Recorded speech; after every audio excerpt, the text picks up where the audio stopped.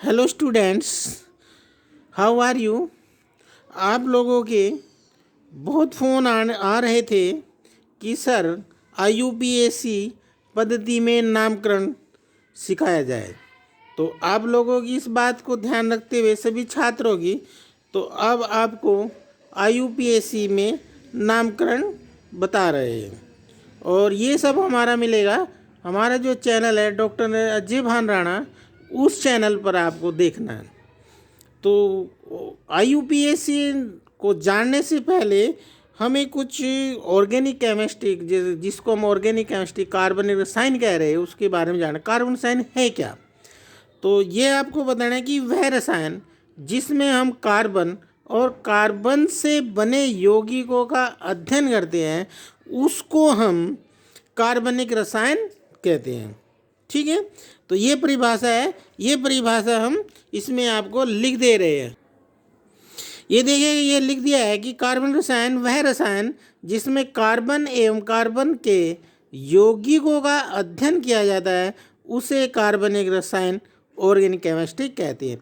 इसके कुछ सामान्य बिंदु हैं कार्बन रसायन के। कार्बनिक यौगिकों का जो अध्ययन है उनको स्टडी करने के लिए हमें कुछ तत्वों की संयोजकता का ज्ञान होना अति आवश्यक है। वे कौन से तत्व मेनली? जैसे कार्बन हो गया, नाइट्रोजन है, फ्लोरीन है, क्लोरीन है, ब्रोमीन है, आयोडीन है, हाइड्रोजन है, ऑक्सीजन है, सल्फर इत्यादि। तो ये सामान्य बिंदु आपको याद रखने हैं। ठीक है, तो ये सामान्य बिंदु लिख देता हूँ मैं। ये है कार्बनिक यौगिकों, कार्बनिक यौगिकों। अभी देखिए सामान्य बिंदु जनरल पॉइंट्स में क्या है। कार्बनिक यौगिकों के अध्ययन के लिए हमें निम्न तत्वों की संयोजकताओं का ज्ञान होना अति आवश्यक है। वे तत्व हमारे कार्बन है, नाइट्रोजन है, फ्लोरीन है, क्लोरीन है, ब्रोमीन है, आयोडीन व हाइड्रोजन और ऑक्सीजन, सल्फर इत्यादि है। ठीक है, तो अब फॉर एग्जांपल जैसे मेरे पास ये कार्बन है, ये कार्बन तत्व है, इसका जो द्रव्यमान है वो ऊपर लिखते हैं। और जो इसका पता है कि आपको परमाणु क्रमांक कितना होता है? 6 होता है। और परमाणु द्रव्यमान इसका कितना होता है? 12 होता है। ठीक है, तो ये मेरे पास क्या है? ये कार्बन, ये तत्व का प्रतीक है। ठीक है, कार्बन, ये C जो लिखा है ये कार्बन तत्व का प्रतीक है। ठीक है, और जो ये 12 है ये मेरे पास इसका द्रव्यमान है ये। और ये जो C है इसको हम बोलते हैं परमाणु क्रमांक। ये मेरे पास है परमाणु क्रमांक। ठीक है, ये हो गया। अब परमाणु क्रमांक का मीन्स क्या होता है अगर हम जानते हैं? ये परमाणु क्रमांक,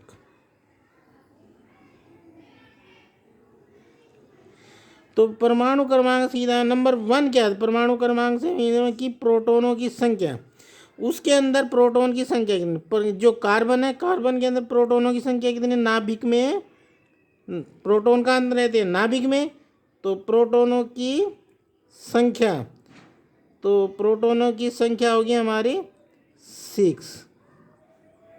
ये याद रखना। नंबर 2 दूसरा, जब प्रोटॉन की संख्या 6 है तो इलेक्ट्रॉनों की संख्या जो नाभिक के बाहर रहते हैं, कक्षा में रखते हैं, न्यूट्रॉनों की, तो इलेक्ट्रॉनों की संख्या कितनी होगी? 6। और इलेक्ट्रॉन को दर्शाएंगे E से, तो ये हो गए इलेक्ट्रॉनों की।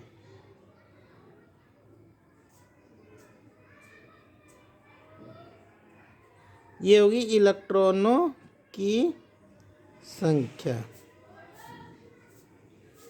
ये कितना हो गया? 6। और ये भी ध्यान रखना है, आपको पूरा याद रखना है, इसमें न्यूट्रॉनों की संख्या जिसको N, ठीक है, तो न्यूट्रॉनों की संख्या भी कितनी होगी? 6 ही होगी। ठीक है, ये आप फॉर्मूला याद रखना, ये जनरल बात याद रखना। ये है परमाणु द्रव्यमान का फॉर्मूला, ये होता है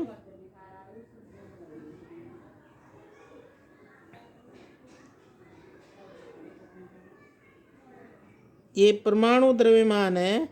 परमाणु द्रव्यमान का मीन्स होता है कि नाभिक में प्रोटॉनों की संख्या, प्रोटॉनों की संख्या प्लस न्यूट्रॉनों की संख्या,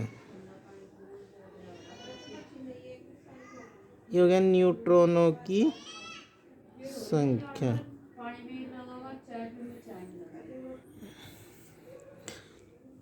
तो ये परमाणु द्रव्यमान कितना 12, प्रोटॉनों की संख्या 6, न्यूट्रॉनों की संख्या 6, तो 6 पॉजिटिव 6 इजकल टू 12, तो ये गया 12।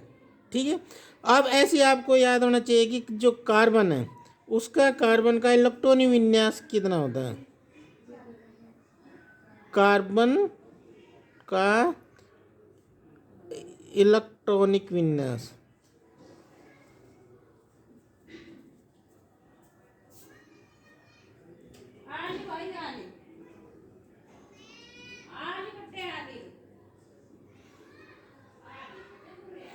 ये होता है इलेक्ट्रॉनिक विन्यास 6 होता है। तो 6 क्यों होगा, ये भी ध्यान रखा कि उसमें इलेक्ट्रॉनों की संख्या 6 है, तो उसका इलेक्ट्रॉनिक विन्यास कितना होगा, 6 होगा। इसको हम सामने लिख सकते हैं 2 और 4। ठीक है, अगर इसको ऐसे लिखना है उसमें तो इसको ऐसे 1s2, ठीक है, इसको लिखेंगे 2s2 और ये हो जाएगा 2p2। तो ये क्या हो गया, ये इनर सेल होगी और ये बाहरी सेल मतलब बाहरी कक्षा, आउटर मोस्ट कोष, बाहरी कोष में उपस्थित इलेक्ट्रॉन की संख्या कितनी 2 to 4। ठीक है, बाहरी कोष में इलेक्ट्रॉन की संख्या कितनी होगी 4, ये आपको याद रखना है। ये हो गए बाह्यतम कोष।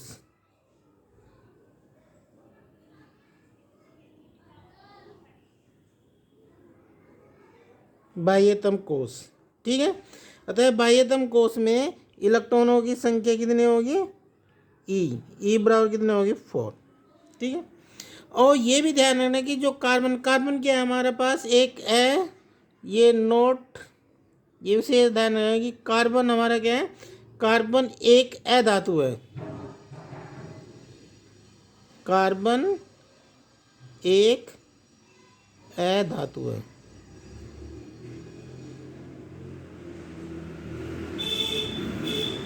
ठीक है धातु। और आप ये भी जानते होंगे कार्बन के प्रूफ, कार्बन किन किन रूप में पाया जाता है, तो उसको बोल देते हैं हम कार्बन के अप्रूफ।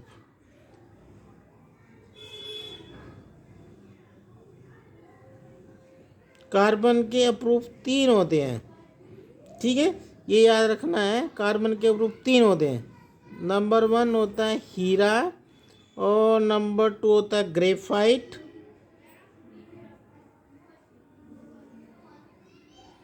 और नंबर थर्ड होता है C60 फ्लोरीन, C60 फ्लोरीन। ये तीनों कार्बन के प्रूफ है, इन 3 रूप में कार्बन पाया जाता है। ठीक है, अब ये होता है कि जो हमारे पास कोई भी तत्व है वो अपना अस्थाई इलेक्ट्रॉनिक विन्यास चाहता है। ठीक है, अब आप देखिए कि जो मेरे पास कार्बन है उसके जो बाहरी कोष में 4 इलेक्ट्रॉन है, अगर इसके बाहरी कोष में यहाँ 8 इलेक्ट्रॉन होंगे तो यह अस्थाई विन्यास स्टेबल प्राप्त होगा, अस्थायित्व को प्राप्त करेगा, अन्यथा नहीं। तो अब ये कैसे प्राप्त करेगा इसके बारे में आपको समझाना है। ठीक है, या ये कहे कि इसके आधार पर कहें कार्बन की जो अपनी संयोजकता है वो कितनी होती है, कार्बन की संयोजकता हमारी 4 होती है। अब वो कार्बन की संयोजकता 4 कैसे होती है उसके बारे में आपको हम बताना है, ज्ञात करना। ठीक है, यदि कार्बन का अष्टक पूर्ण करने का विकल्प, कार्बन अपना अष्टक कैसे पूर्ण करता है या अस्थाई विन्यास कैसे प्राप्त करेगा, ये हम आपको बताते हैं। तो आप ये देखें कि जो कार्बन है, कार्बन का इलेक्ट्रॉनिक विन्यास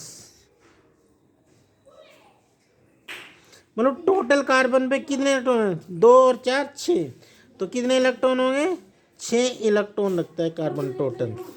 ठीक है, वो कैसे रखता है, 2 और 4 के रूप में। ठीक है, अब इसके 2 तरीके हैं कार्बन के पास। ठीक, नंबर 1 तरीका क्या है कि इसके जो बाहरी कोश में कितने इलेक्ट्रॉन है, 4 इलेक्ट्रॉन है। तो ये कार्बन किसी से अब 4 इलेक्ट्रॉन लेके बाहर में कितने कर ले, 8 कर ले। तो फिर कितने हो जाएंगे, ऐसे करेंगे तो ये कितने हो जाएंगे, 8 इलेक्ट्रॉन हो जाएंगे। अब ये क्या लेगा कि 4 इलेक्ट्रॉन लेगा। नंबर 1 मेथड क्या है कि ये 4 इलेक्ट्रॉन ले ले, तो 4 ले लेगा, 4 मेरे पास पहले थे, 4 ही इसके पास और आगे, तो 8 हो गए। ये हो गया 8। जब कार्बन लेगा, ये हो गया, तो कितने टोटल इलेक्ट्रॉन हो गए। अब टोटल इलेक्ट्रॉन इससे देखो कितने, 8 और 2 10 हो गया। और प्रोटॉन हमारे पास पी कितने रहेंगे, प्रोटॉन कितने रहेंगे, 6 रहेंगे। ठीक है, एक तरीका है कि 4 इलेक्ट्रॉन ले ये। ठीक है, और बाहरी कोश में कितने इलेक्ट्रॉन हो गए, इसके 8 हो गए। ठीक है, तो इसके अनुसार ये इस तरह 4 इलेक्ट्रॉन लेगा, तो ये इसको पूरा करेगा। तो अगर ये लेगा 4, तो इस पर क्या आ जाएगा, 4 माइनस कि 4 माइनस की संयुक्ता आ जाएगी, ऋणावेश आ जाएगा, इस पर ऋणावेश आ जाएगा 4 का। ठीक है, दूसरा कारण क्या है कि ये क्या करे कि जो 4 इलेक्ट्रॉन है, अपने 4 इलेक्ट्रॉन का ये दान कर दे। ठीक है, ये 4 इलेक्ट्रॉन को, ये जो 4 इलेक्ट्रॉन हमने दिखा, इन 4 को दे दे, तो इसके पास 2 रह जाएंगे। तो जब 2 होता है तो भी इलेक्ट्रॉन का उसका स्थायी विन्यास प्राप्त होता है। तो 4 इलेक्ट्रॉन ये अपने दान कर दें। तो ना तो ये दान कर सकता है और ना ये ग्रहण कर सकता है, ये आपको अब समझाएंगे हम। ठीक है, तो इसके बाद बाहरी कोश में कितने रह जाएंगे, 2 इलेक्ट्रॉन। कब रह जाएंगे कि जब ये अपने इलेक्ट्रॉन ले, कितने इलेक्ट्रॉन रह गए, इस पर 2 रह गए। ठीक, और प्रोटॉन कितने रह गए, इस पर 6 रह गए। तो इसने क्या करा कि 4 इलेक्ट्रॉन डोनेट कर दिए, ये इसकी स्थिति आ गई। मगर ऐसा होता नहीं है, और इस पर 4 पॉजिटिव धनावेश है। कैसे नहीं होता है, ये देखें, ये मेरे पास कार्बन है, ये इसका न्यूक्लियस है, ये इसकी बाहरी कक्षा है, ये कक्षा है, और ये इसकी सबसे बाहरी कक्षा है। ठीक है, ये इसकी सबसे बाहरी कक्षा। ये नाभिक में प्रोटॉन 6, न्यूट्रॉन 6। यहाँ इलेक्ट्रॉन कितने हैं, इसमें 2 इलेक्ट्रॉन। यहाँ इलेक्ट्रॉन कितने, 4। ठीक है, तो ना तो ये लेगा ना ये देगा। टोटल इलेक्ट्रॉन कितने, अगर मैं दर्शाऊँ कि इसमें 6 इलेक्ट्रॉन है। ठीक है, 2 और 4 6, यहाँ 6 इलेक्ट्रॉन है। तो हमने कहा कि ये 4 पहले 4 को ग्रहण कर ले, तो ये 6 है। तो इसके पास कितने हो गए, 8 इलेक्ट्रॉन हो गए। 8 और 2 10 इलेक्ट्रॉन हो गए। प्रोटॉन कितने रह गए, 6। तो जो प्रोटॉन है, प्रोटॉन का कार्य क्या कि जो इलेक्ट्रॉन होते हैं उनको अपनी ओर आकर्षित करके रखना, उनको बांधे रखना, जिससे वे अपनी ही कक्षा में रहें। तो ये नाभिक का जो नाभिकीय आवेश है, तो वो इलेक्ट्रॉन की संख्या 10 है, तो वो कम हो जाता है। तो जब कम हो जाए, क्योंकि इलेक्ट्रॉन 10 हो गए, 8 और 2 10, तो जब 10 हो गए तो ये नाभिक का जो आवेश है वो कमज़ोर पड़ जाएगा, और वो इसको बांधे रखने में मजबूर हो जाएगा। तो इसलिए वो बांध सकता, तो ये कंडीशन फेल हो जाएगी। अब जैसे कि वो अपने हमारे पास इलेक्ट्रॉन कितने, 4 और 2 6। अब वो अपने जो है बाहरी कोश के 4 इलेक्ट्रॉन और दान कर दें। 6 इलेक्ट्रॉन है, सपोज करो कि ये मेरे पास 6 इलेक्ट्रॉन। ये इलेक्ट्रॉन पहला जो इलेक्ट्रॉन निकालेगा, हम क्या देंगे, इलेक्ट्रॉन निकालने के लिए इसको ऊर्जा देंगे। तो ये समझो कि इलेक्ट्रॉन निकाल दे। कितना इलेक्ट्रॉन रहेगा इसमें, माइनस का 1 इलेक्ट्रॉन चले जाएगा, तो 5 इलेक्ट्रॉन रह जाएगा। ठीक है, तो ऊर्जा दे के हमने निकाल दिया। अब ये 6 है, यहाँ प्रोटॉन अपने कितने दे, नाभिक में 6 दे। ठीक है, अब ये 5 में से 1 और इलेक्ट्रॉन निकालेंगे, तो हमें बहुत ज़्यादा एनर्जी देनी पड़ेगी अब, क्योंकि अब अट्रैक्शन फोर्स पहले कितने बताए, 6 प्रोटॉन 6 इलेक्ट्रॉन पर कर रहे थे एक्टिव अपना नाभिकीय आवेश। अब कितने, 5 पे रहे। तो नाभिक जो इलेक्ट्रॉन है और नाभिक के बीच क्या हो गया, आकर्षण बल ज़्यादा डार्क हो गया, ज़्यादा अधिक हो गया, ज़्यादा अधिक हो गया। था अब 1 इलेक्ट्रॉन निकालने के लिए हमें और ज़्यादा एनर्जी देनी पड़ेगी। तो कितने रह जाएंगे, 4 इलेक्ट्रॉन रह जाएंगे। अब 4 इलेक्ट्रॉन है, अब मान सपोज करो इसमें से एक इलेक्ट्रॉन निकालो तो 3 इलेक्ट्रॉन रहेंगे। तो ये एक इलेक्ट्रॉन निकालने के लिए अब कितना हो जाएगा, वो 4 पे रहेगा, 4 को और ज़्यादा उनका डार्क को इतनी एनर्जी देनी पड़ेगी, इतनी एनर्जी पड़ेगी कि बहुत एनर्जी देनी पड़ेगी, तो तब एक इलेक्ट्रॉन निकालूंगा मैं। और अभी मेरा काम नहीं चलता, अभी ये इलेक्ट्रॉन निकालना है मेरे को, और तो 3 इलेक्ट्रॉन निकाले आधे तो और ज़्यादा हो जाएगी, जो एनर्जी देना संभव नहीं होगा। अतः इस प्रकार हम 4 इलेक्ट्रॉन निकाल नहीं सकते हैं। अतः हम इस आधार पर बेस पर कह सकते हैं कि ना तो ये इलेक्ट्रॉन देता है ना इलेक्ट्रॉन लेता है। ये क्या करता है, फिर दूसरे से साझा करता है, सहसंयोजक बॉन्ड बनाता है। संयोजी कोष के इलेक्ट्रॉन आपस दूसरे तत्व से साझा करते हैं और अपना अष्टक पूर्ण करते हैं। वो साझा कैसे करते हैं ये अब हम बताएंगे। तो ना तो इसकी कंडीशन क्या है कि ये 4 इलेक्ट्रॉन लेना भी संभव नहीं है, ठीक है, ये संभव नहीं है, ये भी है। और ना ये 4 इलेक्ट्रॉन डोनेट कर सकता है, ये भी संभव नहीं है। तो ये आपको लिखना है, ठीक है, क्लियर बात है। तो ये ऐसे इलेक्ट्रॉन ना तो लेगा और ना अपने इलेक्ट्रॉन देगा, ये दूसरे से साझा करेगा, दूसरे तत्व जैसे क्या हाइड्रोजन, जिस पे एक सिंगल बॉन्ड होता है, सिंगल एकल बॉन्ड होता है, ठीक है। हाइड्रोजन क्या है कि उस पर भी एक इलेक्ट्रॉन होता है, वो भी क्या अपनी भारी कक्षा में 2 इलेक्ट्रॉन रखना चाहता है, इसलिए वो भी दूसरे से ईजिली साझा कर लेता है, जिससे कि उसकी भारी कक्षा में 2 इलेक्ट्रॉन कंप्लीट हो जाए। जैसे 2 होंगे तो वो भी स्थायित्व को प्राप्त होगा, ठीक है। अब ये देखिए जो अभी समझाया कि वो हमारे जो कार्बन है वो 4 इलेक्ट्रॉन नहीं ले सकता, क्योंकि उसके जो नाभिक है उसके नाभिक में 6 प्रोटॉन है और बाहरी कक्षा में 10 इलेक्ट्रॉन हो जाते हैं। तो 6 प्रोटॉन 10 इलेक्ट्रॉन को नहीं संभाल सकते, उसको संभालना भारी हो जाता है। इसलिए ये हमने लिख दिया है कि नोट करके कार्बन जो 4 इलेक्ट्रॉन नहीं ले सकता, 4 ऋणात्मक नहीं बना सकता, क्यों कि 6 प्रोटॉन वाले नाभिक के लिए 10 इलेक्ट्रॉन को संभालना संभव नहीं है, ठीक है। अब दूसरा जो पॉइंट है हमारा कि वो 4 इलेक्ट्रॉन ये तो वो ले नहीं सकता, ग्रहण नहीं कर सकता, अब वो अपने 4 इलेक्ट्रॉन डोनेट भी नहीं कर सकता, ये भी बता जो। अब दूसरी जो पॉइंट नोट, दूसरा नंबर जो है कार्बन क्या है कि 4 इलेक्ट्रॉन डोनेट नहीं कर सकता।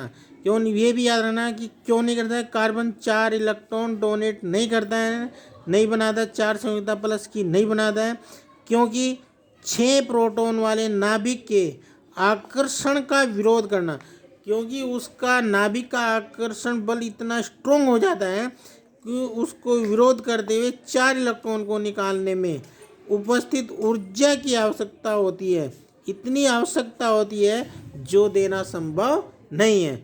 इस आधार पर आप कह सकते हैं कि ना तो कार्बन अपने इलेक्ट्रॉन देता है 4 और ना कार्बन अपने पे 4 इलेक्ट्रॉन लेता है, बल्कि क्या करता है वो दूसरे तत्व से जिसके पास 1 इलेक्ट्रॉन की कमी होती है बाहरी कोश में, उससे साझा करता है।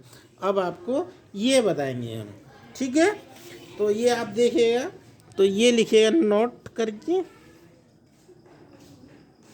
ये है नोट, ये लिखना है हमें कि अतः जो कार्बन है, अतः कार्बन क्या करेगा, अभी देखिए कि कार्बन जो है इलेक्ट्रॉनों की साझेदारी करता है, जिससे वो क्या बनाता है, सहसंयोजक बंध बनाएगा, एकल बंध बनाएगा। ये हमारे पास एग्जाम्पल है, ठीक है, ये एक एग्जाम्पल है। ये कार्बन है, कार्बन की बाहरी कक्षा में कितने इलेक्ट्रॉन थे, 4 इलेक्ट्रॉन थे। तो हम उन चारों को इस क्रॉस के साइन से दिखा रहे। ये कार्बन की बाहरी कक्षा में 4 इलेक्ट्रॉन थे, कैसे थे 4, देखो इसका इलेक्ट्रॉन विन्यास था 6, कार्बन का इलेक्ट्रॉन विन्यास था 6, 2 4 6, तो ये बाहरी कक्षा है, ये बाहरी कक्षा, ये इसके 4 इलेक्ट्रॉन को हमने ऐसे दिखाए। अब सपोज करो मेरे पास हाइड्रोजन, ये हाइड्रोजन के पास इलेक्ट्रॉन कितना होता है, ई इलेक्ट्रॉन होता है 1, ठीक है, परमाणु क्रमांक 1, तो इलेक्ट्रॉन 1। तो ये हाइड्रोजन इससे साझा करना चाहता है, क्यों कि भाई साझा करेगा तो इस कार्बन के भी 8 इलेक्ट्रॉन हो जाएंगे और इस पे भी पूरा इसका स्टक पूरा, जैसे कहते हैं ये हाइड्रोजन है, ये हाइड्रोजन है, ये इसका इलेक्ट्रॉन है, ये इसका इलेक्ट्रॉन इस इलेक्ट्रॉन से कार्बन इलेक्ट्रॉन साझा कर लेगा। ये मेरे पास दूसरा हाइड्रोजन, इसका इलेक्ट्रॉन है, ये इससे साझा कर लेगा। ठीक है, ये मेरे पास तीसरा हाइड्रोजन है, इसका इलेक्ट्रॉन ये इससे साझा कर लेगा। और ये मेरे पास चौथा हाइड्रोजन है, ये इससे साझा कर लेगा। ये साझा कर, देखो ये जब हम इसको काउंट करेंगे, ये देखो ये इस तरह साझा करेगा। ये जब हम इसको काउंट करेंगे, ये देखो साझा का मीन्स ये होता है कि जब हम कार्बन पे काउंट करेंगे तो कार्बन पे पूरे 8 इलेक्ट्रॉन आए। देखो 1 2 3 4, ये 1 2 3 4 4 2 2 2 4 8 हो गए। ऐसे अब हाइड्रोजन पर जब काउंट करेंगे तो हाइड्रोजन, इस हाइड्रोजन पे काउंट करेंगे तो इस पे भी इसकी बारी, इस पे भी 2 इलेक्ट्रॉन, तो ये भी स्थायित्व प्राप्त हो जाएगा। ये इसको करेंगे तो इस पे भी स्थायित्व प्राप्त, ये इसको करेंगे ये भी इस पे स्थायित्व प्राप्त कर लेगा कि हाइड्रोजन की भी बाहरी कक्षा में 2 इलेक्ट्रॉन पूरे हो गए और कार्बन की भी बाहरी कक्षा में 8 इलेक्ट्रॉन कंप्लीट हो गए। किस प्रकार है वो साझा करने से हो गए। और इस तरह ये बनता है, ये आपने देखा कार्बन ऐसे ऐसे ये लिखते हैं ना हम लोग, ये तो ये क्या हमने CH4, इस प्रकार CH4 का एक मेथेन का निर्माण होता है और 2 इलेक्ट्रॉनों की साझे से एक सिंगल बॉन्ड उत्पन्न होता है। ये 2 इलेक्ट्रॉन इसके साझे से एक सिंगल बॉन्ड, ये 2 इलेक्ट्रॉन इसके साझे से ये सिंगल बॉन्ड, इस ये 2 इलेक्ट्रॉन की साझे से ये सिंगल बॉन्ड, ये सिंगल बॉन्ड। तो इस प्रकार भी हम लिख सकते हैं। तो कार्बन की 4 संयुक्ता होती है, कैसे होती है वो स्पष्ट आ गया कि यह अपने किसी से जिसको एक इलेक्ट्रॉन की आवश्यकता होती है उस तत्व से संयोग करता है और अपनी बाहरी कक्षा में 4 इलेक्ट्रॉन पूरे करता है। तो ये 4 इस तरह दिखाते हैं, 4 संयुक्ता 4 सिंगल बॉन्ड, ऐसे भी दिखा सकते हैं हम। और हम कैसे भी ऐसे भी दिखा सकते हैं हम 4। बस ये याद रखना है कि कार्बन के पास 4 सिंगल बॉन्ड होती है, वे 4 संयुक्ताएं होती है, चारों संयुक्ताएं पूरी ऑर्गेनिक केमिस्ट्री में संतुष्ट होती है। ठीक है, ये याद रखना। फिर कार्बन को हम ऐसे भी दिखा सकते हैं कि कैसे रख गया, ऐसे भी रख सकता है। फिर कार्बन कैसे रख सकता है, अपने चारों बॉन्ड ऐसे भी रख सकता है, इस तरह भी रख सकता है, इस तरह भी रख सकता है, ऐसे भी रख सकता है। ठीक है, ये है। अगर ये भी आपकी समझ में नहीं आता तो एक हमारे पास क्या होता है ये भी समझाना। देखो कार्बन है, कार्बन का इलेक्ट्रॉन विन्यास 6 है। ठीक है, ये इलेक्ट्रॉन विन्यास 6 है। ये कैसे रखता है 1s2 2s2 और 2p2 रखता है। ये सेकंड मेथड। दूसरा मेथड समझो। ठीक है, तो ये कब होता है, ये कब रखता है, ये रखता है ग्राउंड स्टेट में।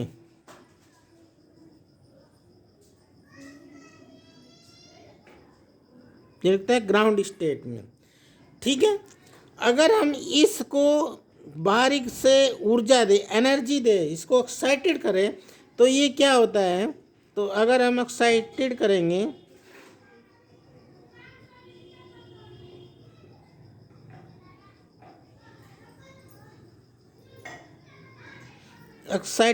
स्टेट करेंगे तो ये हमारे पास देखो, जैसे ये है 1s2, एस में कितने इलेक्ट्रॉन हो गए, ये मेरे पास 2 हो गए। ये s2 है, ये मेरे पास 2 इलेक्ट्रॉन हो गए। ये p है, p के कितने होते हैं, ये 3 होते हैं, 1 2, px py pz, ये px py और pz, ये मेरे पास 2p हो गया। तो इसमें कितने इलेक्ट्रॉन हो गए, ये हो गए। ये कब हो गए, ग्राउंड स्टेट में। अगर एक्साइटेड स्टेट में, जिसको हम कहते हैं अपने संक्रमण अवस्था में, तो उसमें करेंगे तो ये क्या हो गया, ये मेरे पास क्या है 1s2, ये लो। ठीक है, ये मेरे पास क्या था 2s2। ठीक है, ये 2s था, ये मेरे पास 2p हो गया, ये हो गया 2p, ये px, ये py और ये मेरे पास pz। ठीक है, ये हो गया। तो जब एक्साइटेड होगा, एक्साइटेड स्टेट होगा, मतलब ये ग्राउंड स्टेट है, ये अपना आराम से जब इलेक्ट्रॉन कार्बन है ये रहता है। जब हम इसको बाहरी ऊर्जा दी जाती है, एक्साइटेड कर देते हैं, तो ये जो मेरे पास ये 2 इलेक्ट्रॉन थे, इसमें से एक इलेक्ट्रॉन जंप कर जाएगा जो पी का खाली है, जिसमें कोई इलेक्ट्रॉन नहीं। तो एक इलेक्ट्रॉन एस में रह जाएगा, इसके अकॉर्डिंग एक पी एक्स में रह जाए, पी वाई में रह जाए, एक पी जेड में रह जाए। अब ये देखो कितने अनपेड इलेक्ट्रॉन है, 1 2 3 4 अनपेड है, जो युग्म में इस तरह एस के युग्म की तरह नहीं है। तो ये 4 भी युग्म में रहना चाहते हैं। अब युग्म में रहना चाहेंगे तो मेरे पास क्या हाइड्रोजन है, हाइड्रोजन का इलेक्ट्रॉन विन्यास ई वो क्या 1 है, तो ये भी सिंगल है, तो ये भी युग्म में रहना चाहता है 1। तो ये इसके साथ साझा कर ले, एक हाइड्रोजन यहाँ साझा कर लेगा, एक हाइड्रोजन यहाँ साझा कर ले, एक हाइड्रोजन यहाँ साझा, एक हाइड्रोजन यहाँ साझा कर लेंगे, और तब ये क्या बनाएंगे, डबल बॉन्ड बनाएंगे, इसको संतुष्ट कर देंगे। तो तब ये एक संयोजक, ये एक संयोजक, इसका साझा इससे, इसका साझा इससे, तब हमारे पास 4 संयोजकता सिंगल बॉन्ड प्राप्त होते हैं। ये कब होते हैं, जब कार्बन यहाँ एक्साइटेड स्टेट में होता है। ये चैप्टर उसमें जो संक्रमण में उसमें समझाया। हम उसके आधार पर भी, इस आधार पर भी 4 संयोजकता की, कार्बन की 4 संयोजकता कैसे होती है, वो 4 संयोजकता इस प्रकार होती है, ये हम समझा सकते हैं इसके आधार पर कि एक हाइड्रोजन का इलेक्ट्रॉन यहाँ संतुष्ट इसको करेगा साझा, तो एक चक्रण यहाँ ये डबल पेयर में हो जाएगा। ठीक है, तो पेयर में हो जाए तब ये हो जाएगा, ये हो जाएगा ऐसे, एक इलेक्ट्रॉन यहाँ था, एक इलेक्ट्रॉन यहाँ हो जाएगा 2s में, ऐसे ये p में आ जाएगा 1 2 px py और pz, ये साझे में हो जाएगा ऐसे ऐसे, किसके साझे में, हाइड्रोजन के साझे से। और ये अपना 1s था ही, ठीक है, इसमें 2 थे, तो तब ये मेरे पास ऐसे बना। तब इस आधार पर हम कह सकते हैं एक्साइटेड स्टेट में कि कार्बन की 4 संयुक्ताएं होती हैं। ठीक है, ओके बच्चों। ऐसे और भी है हमारे पास एग्जाम्पल है, जैसे ऑक्सीजन है, जैसे O2 का बनना, O2 का बनना, ठीक है, ये O2 ऑक्सीजन तत्व है। ठीक है, तो ये अब हम सिद्ध कर सकते हैं, इससे हम आपको बताएंगे कि जो ऑक्सीजन का तत्व है, जो ऑक्सीजन परमाणु है, वो जो ऑक्सीजन तत्व है उसकी कितनी संयोजकता होती है, वो कितने बॉन्ड रखता है, वो डबल बॉन्ड रखता है। ठीक है, जैसे कि ये रखते हैं 4 बॉन्ड सिंगल बॉन्ड, तो वो ऑक्सीजन हमारे पास ये रखता है। तो ऑक्सीजन के द्वारा डबल बॉन्ड का बनना, तो ये होता है ऑक्सीजन के द्वारा डबल बॉन्ड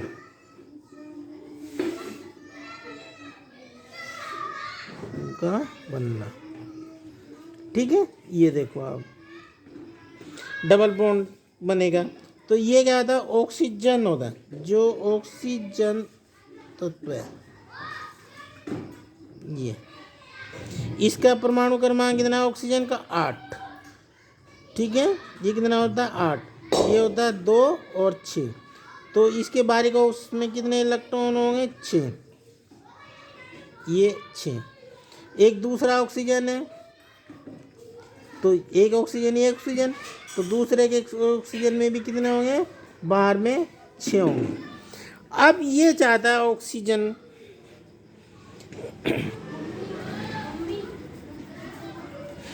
कि मेरे भी बाहरी कोश में 8 इलेक्ट्रॉन, ये कैसे 8 इलेक्ट्रॉन हो, सपोज करो यहाँ पे देखो, ये मेरे पास ऑक्सीजन है, ये एक इलेक्ट्रॉन ये था, ये इलेक्ट्रॉन, ये दूसरा ऑक्सीजन परमाणु ये है, तो इसके पास ये है, ये इसने ये अपना एक इलेक्ट्रॉन, इसने अपना एक इलेक्ट्रॉन इसको साझा करना चाहा, एक इलेक्ट्रॉन इसका साझा हुआ है, तो एक इलेक्ट्रॉन इस पे रहेगा, इलेक्ट्रॉन इस पे रहेगा, कितने इलेक्ट्रॉन है गिनो। अब साझे में अगर काउंट करेंगे, ये देखो कितने, 2 4 6 7 रहेगा। अगर इसका भी साझा करेंगे, ये साझा कर लिया, तो कितना रहेगा, 7 रहेगा, जो उचित नहीं। हमको कितना चाहिए, बाहर में 8। तो यहाँ कितना है, सिंगल बॉन्ड का निर्माण हुआ, तो ये सही नहीं है ना।